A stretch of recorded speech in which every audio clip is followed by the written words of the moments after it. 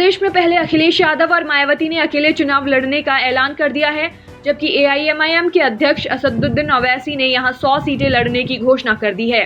अब एक बड़ा सियासी सवाल ये है कि यूपी में बीजेपी के खिलाफ कोई महागठबंधन न होने की हालत में अगर एआईएमआईएम 100 सीटों पर लड़ती है तो उसका चुनाव में क्या असर होगा। यूपी विधानसभा चुनाव में अभी 7-8 महीने का वक्त बचा है। बसपा अध्यक्ष मायावती ने ऐलान कर दिया है कि वो चुनाव अकेले लड़ेंगी। चंद रोज पहले अखिलेश यादव ने तो कहा था कि वो छोटे दलों से गठबंधन करेंगे, लेकिन मायावती तो किसी के साथ गठबंधन करने से इनकार करती हैं। मायावती कहती हैं, मुझे पूरी उम्मीद है कि प्रदेश की जनता यहां लोकतंत्र को बचाने के लिए मेरी इन सब बातों को जरूर गंभीरता से लेगी और इस बार आगामी विधानसभा चुनाव में बसपा की सरकार जरूर बनेगी। यूं तो एआईएमआईएम यूपी में 10 दलों के मोर्चे भागीदारी संकल्प मोर्चे का हिस्सा है, लेकिन आज ओवैसी ने मायावती से गठबंधन की बातचीत का खंडन किया और यूपी में 100 सीटें लड़ने का ऐलान कर दिया।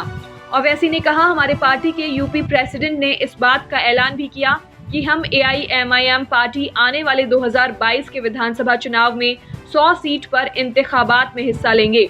हर पार्टी को अख्तियार है कि वो फैसला ले अपनी पार्टी की अच्छाई के लिए, मगर हमारा तो क्या, हमारी पार्टी के किसी जिम्मेदार ने किसी पॉलिटिकल पार्टी से बातचीत की?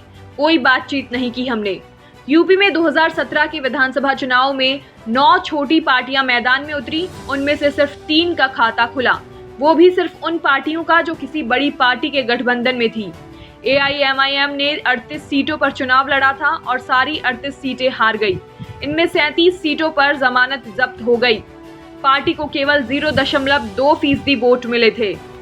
एआईएमआईएम ने 100 विधानसभा सीटों पर उम्मीदवारों के लिए फॉर्म देने भी शुरू कर दिए हैं, लेकिन इस मौके पर पार्टी सत्ताधारी बीजेपी से सवाल पूछने के बजाय 4.5 साल पहले सत्ता से हट गई समाजवादी पार्टी से सवाल पूछ रही है कि उसने मुस्लिम आरक्षण क्यों नहीं दिया।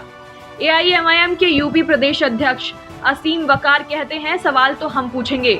मजलिस इत्तेहादुल मुस्लिमीन के तमाम लोगों से मेरी गुजारिश है कि समाजवादी पार्टी के सभी लोगों से, चाहे वो जिले के लोग हों, नगर के लोग हों, वार्ड के लोग हों, राष्ट्र के लोग हों, जहां इनकी मीटिंग लग रही हो वहां इनसे सवाल कीजिए कि कहां है हमारा आरक्षण।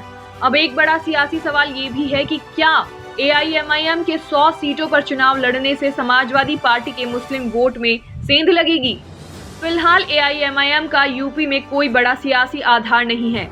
ऐसे में अगर वो पिछड़ों के गठबंधन भागीदारी मोर्चा के साथ मिलकर 100 सीटें लड़ती है तो लगता है कि जिन सीटों पर समाजवादी पार्टी मामूली अंतर से जीत रही है वहां फर्क पड़ सकता है, वरना इस सियासी माहौल में शायद मुसलमान मुस्लिम उम्मीदवार को वोट देने के बजाय उस पार्टी के उम्मीदवार को वोट देना चाहेगा जो बीजेपी को हराने की स्थिति में हो।